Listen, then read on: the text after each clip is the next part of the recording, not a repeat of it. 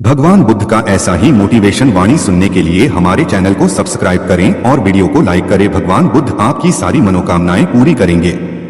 दुनिया में जो तरक्की हो रही है या देश में कोई तरक्की करता है तो उसे जरूर देखना चाहिए, चाहे घर की टीम हो या बाहरी लोगों को मिलाकर बनाई हुई हो। जहां जहां अच्छे समूह बन गए वहां तरक्की हो गई, ऐसा ही देखा गया है। आपके आसपास जितने लोग तरक्की पसंद हैं वो मिलकर ही काम करते होंगे, उनका टीम वर्क अच्छा होगा। एक परिवार था, वो गरीब था, खाने को कुछ नहीं था। काफी सोचा कि काम मिले मगर काम नहीं मिला। 2 बच्चे थे, बीवी थी।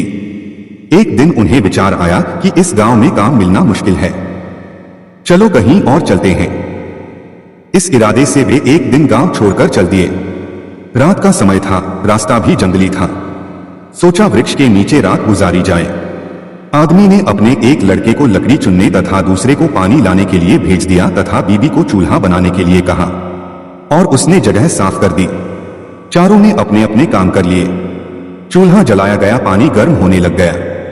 वृक्ष के ऊपर हंस रहता था, वो सोचने लगा यह कैसा मूर्ख है, इन्होंने चूल्हा तो जला दिया मगर इनके पास पकाने को तो है ही नहीं कुछ भी। हंस ने उनसे पूछा, तुम्हारे पास पकाने को क्या है? वो आदमी बोला, तुझे मार के खाएंगे। हंस बोला, मुझे क्यों मारोगे? आदमी बोला, हमारे पास न पैसा है और न ही सामान, तो क्या करें? हंस सोच में पड़ गया। इन्होंने चूल्हा भी जला लिया है, सब कर्मशील हैं, मुझे तो यह खा ही जाएंगे। तो हंस बोला, अगर मैं आपको धन दे दूं तो मुझे छोड़ दोगे? घर का स्वामी बोला, हाँ छोड़ देंगे। हंस कहने लगा, मेरे साथ चलो, मैं तुम्हें धन देता हूं। हंस उनको थोड़ी दूर ले गया और चोंच से इशारा किया और कहा कि यहां से निकाल लो। उन्होंने गड्ढा खोदा और वहां से धन निकाल लिया। हंस का धन्यवाद करके वापस अपने गांव आ गए और एक ही दिन में खूब मौज से रहने लग गए। अब उनके घर में किसी चीज की कमी नहीं थी। पड़ोसी ने देखा कि इस परिवार के पास ऐसी कौन सी चीज आ गई जो इनके पास इतना कुछ आ गया। उसने छोटे लड़के को बुलाकर सारी बात पूछ ली कि पैसा कहां से आया है। उनके भी 2 बच्चे थे, उन्होंने भी ऐसी योजना बनाई और चल दिए। उन्होंने उसी वृक्ष के नीचे डेरा लगा लिया। आदमी ने अपने बड़े लड़के को कहा, लकड़ी लाओ तथा छोटे लड़के को पानी लाने के लिए कहा, परंतु दोनों आनाकानी करने लगे। बीबी ने भी कहा कि मैं थक चुकी हूं। जैसे जैसे पानी लकड़ी इकट्ठी हो गई और पानी गर्म होने लगा। हंस फिर आया और बोला, तुम्हारे पास खाने को तो नहीं है तो फिर पानी गर्म कर रहे हो? आदमी बोला, तुझे मारकर खाएंगे। हंस मुस्कुरा उठा और बोला, मारने वाले तो 3 दिन पहले आए थे, तुम अपना समय खराब मत करो, घर जाओ, तुम मुझे क्या मरोगे, तुम तो आपस में ही लड़ रहे हो। जिन्होंने दूसरों को जितना होता है वे खुद नहीं लड़ते। संसार का नियम भी ऐसा ही है। जिन लोगों ने तरक्की करनी है वे मिलकर चलते हैं और आज भी संसार में उनका ही बोलबाला है। जो आपसी तालमेल में रहते हैं वे ही समाज रूपी हंस को जीत सकते हैं। एक बार एक नौजवान लड़के ने सुकरात से पूछा कि सफलता का रहस्य क्या है। सुकरात ने उस लड़के से कहा कि तुम कल मुझे नदी के किनारे मिलो। वो मिले। फिर सुकरात ने नौजवान से उनके साथ नदी की तरफ बढ़ने को कहा और जब आगे बढ़ते बढ़ते पानी गले तक पहुंच गया तभी अचानक सुकरात ने उस लड़के का सर पकड़ के पानी में डुबो दिया। लड़का बाहर निकलने के लिए संघर्ष करने लगा, लेकिन सुकरात ताकतवर थे और उसे तब तक डुबोए रखे जब तक कि वो नीला नहीं पड़ने लगा। फिर सुकरात ने उसका सर पानी से बाहर निकाल दिया और बाहर निकलते ही जो चीज उस लड़के ने सबसे पहले की वो थी हौफते हाफते तेजी से सांस लेना। सुकरात ने पूछा, जब तुम वहां थे तो तुम सबसे ज्यादा क्या चाहते थे? लड़के ने उत्तर दिया, सांस लेना। सुकरात ने कहा, यही सफलता का रहस्य है। जब तुम सफलता को उतनी ही बुरी तरह से चाहोगे जितना कि तुम सांस लेना चाहते थे तो वो तुम्हें मिल जाएगी, इसके अलावा और कोई रहस्य नहीं है। ऊंचे आकाश में सफेद कबूतरों की एक टोली उड़कर जा रही थी। बहुत दूर जाना था उन्हें, लंबा रास्ता था। सुबह से उड़ते उड़ते थकान होने लगी थी। सूरज तेजी से चमक रहा था। कबूतरों को भूख लगने लगी थी। तभी उन्होंने देखा कि नीचे जमीन पर चावल के बहुत से दाने पड़े थे। कबूतरों ने एक दूसरे से कहा, चलो भाई थोड़ी देर रुककर कुछ खा लिया जाए, फिर आगे जाएंगे। एक बुजुर्ग कबूतर ने चारों ओर देखा। वहां दूर दूर तक कोई घर या मनुष्य दिखाई नहीं दे रहा था। फिर चावल के ये दाने यहां कहां से आए? बुजुर्ग कबूतर ने बाकी कबूतरों को समझाया, मुझे लगता है कि यहां कुछ गड़बड़ है, तुम लोग नीचे मत उतरो। लेकिन किसी ने भी उसकी बात नहीं सुनी। सभी कबूतर तेजी से उतरे, दाना चुगने लगे। इतने बढ़िया दाने बहुत दिनों के बाद खाने को मिले थे। वे बहुत खुश थे। जब सभी ने भरपेट खा लिया तो बोले, चलो भाई अब आगे चला जाए। लेकिन यह क्या? जब उन्होंने उड़ने की कोशिश की तो उड़ ही नहीं पाए। दोनों के साथ साथ वहां एक चिड़ीमार का जाल भी था जिसमें उनके पांव फंस गए थे। उन्हें अपनी गलती पर पछतावा हुआ। बूढ़ा कबूतर पेड़ पर बैठकर सब देख रहा था। उसने जब अपने साथियों को मुसीबत में देखा तो फौरन उड़ा और चारों ओर देखा। दूर उसे चिड़ीमार आता दिखाई दिया। वह फौरन लौटा और अपने साथियों को बताया। सब वहां से निकलने का उपाय सोचने लगे। तब बूढ़े कबूतर ने कहा, दोस्तों, एकता में बड़ी शक्ति होती है। सब एक साथ उड़ोगे तो जाल तुम्हें रोक नहीं पाएगा। उसने गिना, 1 2 3, उड़ो। सारे कबूतरों ने एक साथ जोर लगाया और जाल उनके साथ उठने लगा। जब तक चिड़ीमार वहां पहुंचा तब तक जाल काफी ऊपर उठ चुका था। वह देखता ही रह गया और कबूतर जाल लेकर उड़ गए। बूढ़ा कबूतर सबसे आगे उड़ रहा था। काफी देर उड़ने के बाद वे नीचे उतरे। वहां कबूतरों के दोस्त चूहे रहते थे। चूहों ने अपने तेज दांतों से जाल काट दिया। मुकेश दफ्तर में नए हैं। पहले वह दूसरे संस्थान में काम करते थे। अपना काम तल्लीनता से करते हैं, लेकिन चेहरा बताता है कि मुकेश अपने काम से खुश नहीं हैं। एक दिन इस बारे में पूछने पर उन्होंने कहा, जब काम में मन नहीं लगे तो चेहरा उदास हो ही जाता है। काम में मन क्यों नहीं लग रहा है? यह पूछने पर उन्होंने कहा, अरे यह भी कोई काम है। इसके बाद उन्होंने ढेर सारे तथ्यों के साथ अपने काम को महत्वहीन बताने की कोशिश की। उन्होंने यह भी कहा कि इस समय जो काम मेरे जिम्मे है उसके आधार पर दूसरे संस्थान में नौकरी भी नहीं मिलेगी। इस बात को मुकेश के रिपोर्टिंग मैनेजर मिस्टर कुमार को बताया गया। वह सुलझे हुए इंसान हैं। उन्होंने तरीके से मुकेश को समझाया कि उनका काम कैसे महत्वपूर्ण है। मिस्टर कुमार ने उनसे पूछा, मुकेश पहले अपने काम के बारे में बताइए। मुकेश ने कहा, मेरा काम यह देखना है कि हमारी कंपनी के प्रोडक्ट में कहां कहां गड़बड़ी है, उसे कैसे दूर किया जा सकता था, आगे ऐसा क्या किया जाए जिससे पुरानी खामियां फिर से सामने नहीं आए। मुकेश की बात खत्म होते ही मिस्टर कुमार ने कहा, यह जानकर अच्छा लगा कि आपको अपने काम की अच्छी समझ है। जैसा आपने कहा है उसके अनुसार आपका काम प्रोडक्ट को कैसे बेहतर बनाया जाए और उसके निर्माण के दौरान की खामियों को दूर करने से जुड़ा है। मुकेश ने हाँ में सर हिलाया। इसके बाद मिस्टर कुमार ने पूछा, जब प्रोडक्ट को लेकर इतनी बड़ी जिम्मेदारी कंपनी ने आपको दी है तब आप अपने काम को महत्वहीन क्यों समझते हैं? एक आम धारणा है कि जो लोग प्रोडक्ट के निर्माण से सीधे जुड़े हैं वही मेनस्ट्रीम में काम करते हैं, लेकिन हर काम मेनस्ट्रीम का होता है। अगर ऐसा नहीं होता तो कंपनी आपके ऊपर खर्च नहीं करती।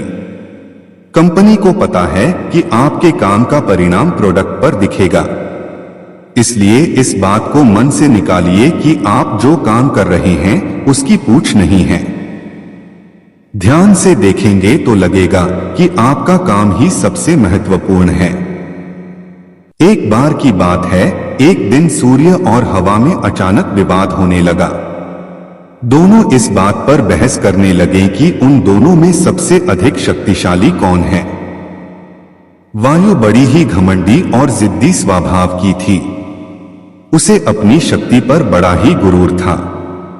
उसका मानना था कि वह अगर तेज गति से बहने लगे तो बड़े बड़े पेड़ों को उखाड़ सकती है। उसमें मौजूद आर्द्रता नदियों और झीलों के पानी को भी जमा सकती है। अपने इसी घमंड के चलते वायु ने सूर्य से बहस करते हुए कहा, मैं तुमसे ज्यादा शक्तिशाली हूं। मैं चाहूं तो किसी को भी अपने झोंके से हिला सकती हूं। सूर्य ने हवा की बात मानने से इनकार कर दिया और कहा, बड़े ही शांत तरीके से कहा, देखो कभी भी अपने पर घमंड नहीं करना चाहिए। हवा यह सुनकर चिढ़ गई और खुद को ज्यादा शक्तिशाली बताती रही। इस पर दोनों आपस में बहस कर ही रहे थे कि उन्हें तभी रास्ते में एक आदमी दिखाई दिया। उस आदमी ने कोट पहना हुआ था। उसे देखकर सूर्य के मन में एक योजना आई। उसने हवा से कहा, जो भी इस आदमी को उसका कोट उतारने के लिए मजबूर कर देगा उसे ही अधिक शक्तिशाली माना जाएगा। हवा ने बात मान ली और कहा, ठीक है, सबसे पहले मैं कोशिश करूंगी, तब तक तुम बादलों में छिप जाओ। सूर्य बादलों के पीछे छिप गया। फिर हवा बहने लगी। वह धीमे धीमे बहने लगी, लेकिन उस आदमी ने अपना कोट नहीं उतारा। फिर वह तेजी से बहने लगी। हवा तेज होने की वजह से उस आदमी को ठंड लगने लगी और उसने अपने कोट से शरीर को अच्छे से लपेट लिया। बहुत देर तक ठंडी और तेज हवा बहती रही, लेकिन उस आदमी ने अपना कोट नहीं उतारा। अंत में हवा थककर शांत हो गई। इसके बाद सूर्य की बारी आई। वह बादलों से बाहर निकला और हल्की धूप करके चमकने लगा। हल्की धूप होते ही उस व्यक्ति को ठंड के तापमान से थोड़ी राहत मिली तो उसने अपना कोट ढीला कर दिया। इसके बाद फिर सूर्य तेजी से चमकने लगा और तेज धूप निकल गई। तेज धूप होते ही आदमी को गर्मी लगने लगी और उसने अपना कोट उतार दिया। जब हवा ने यह देखा तो वह खुद पर शर्मिंदा होने लगी और उसने सूर्य के सामने अपनी हार मान ली। इस तरह घमंडी वायु का अहंकार भी टूट गया। बहुत समय पहले की बात है। एक घने जंगल में एक तोता अपने 2 बच्चों के साथ रहता है। उनका जीवन खुशी खुशी बीत रहा था। एक दिन जंगल से गुजरते एक शिकारी की दृष्टि तोते के बच्चों की खूबसूरत जोड़ी पर पड़ी। उसने सोचा कि राजा को देने के लिए ये तोते बहुत सुंदर उपहार है। वह उन तोतों को पकड़कर राजा के पास ले गया।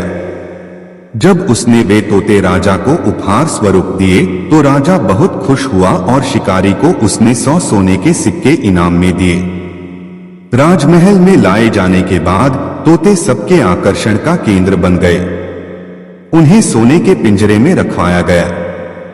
हर समय सेवक उनके आगे पीछे दौड़ते रहते। नाना प्रकार के ताजे फल उन्हें खिलाए जाते। राजा उनसे बहुत प्रेम करता था। राजकुमार भी सुबह शाम उनके पास आकर खेला करता था। ऐसा जीवन पाकर दोनों तोते बहुत खुश थे। एक दिन छोटा तोता बड़े तोते से बोला, भाई, हम कितने खुशनसीब हैं जो इस राजमहल में लाए गए और ऐसा आरामदायक जीवन पा सके। यहां हर कोई हमसे कितना प्यार करता है, हमारा कितना ख्याल रखता है।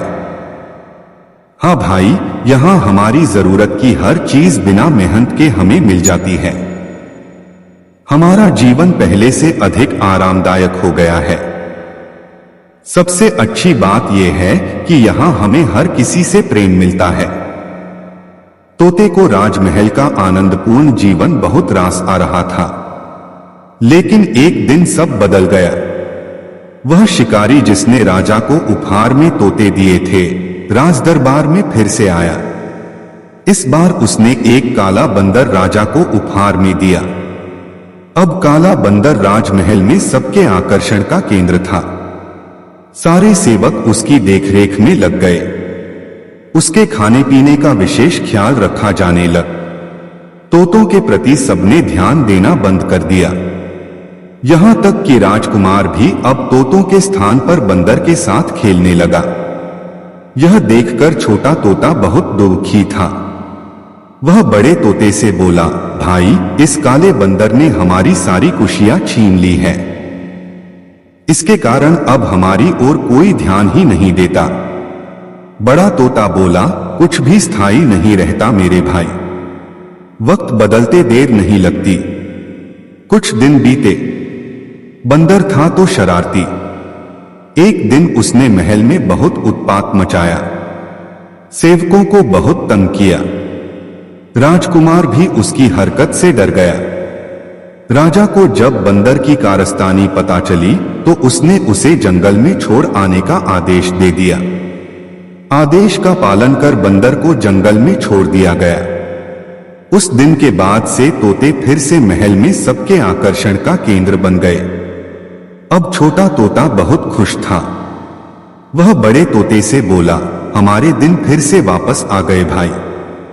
बड़ा तोता बोला, याद रखो मेरे भाई, समय कभी एक जैसा नहीं रहता। इसलिए जब समय साथ न दे तो दुख ही नहीं होना चाहिए। बुरा समय है तो अच्छा समय भी आएगा। छोटे तोते को बड़े तोते की बात समझ में आ गई और उसने तय किया कि बुरे वक्त में वह धैर्य बनाकर रखेगा। बहुत समय पहले की बात है। एक घने जंगल में एक तोता अपने 2 बच्चों के साथ रहता है। उनका जीवन खुशी खुशी बीत रहा था। एक दिन जंगल से गुजरते एक शिकारी की दृष्टि तोते के बच्चों की खूबसूरत जोड़ी पर पड़ी। उसने सोचा कि राजा को देने के लिए ये तोते बहुत सुंदर उपहार है। वह उन तोतों को पकड़कर राजा के पास ले गया। जब उसने वे तोते राजा को उपहार स्वरूप दिए तो राजा बहुत खुश हुआ और शिकारी को उसने 100 सोने के सिक्के इनाम में दिए। राजमहल में लाए जाने के बाद तोते सबके आकर्षण का केंद्र बन गए। उन्हें सोने के पिंजरे में रखवाया गया। हर समय सेवक उनके आगे पीछे दौड़ते रहते। नाना प्रकार के ताजे फल उन्हें खिलाए जाते। राजा उनसे बहुत प्रेम करता था।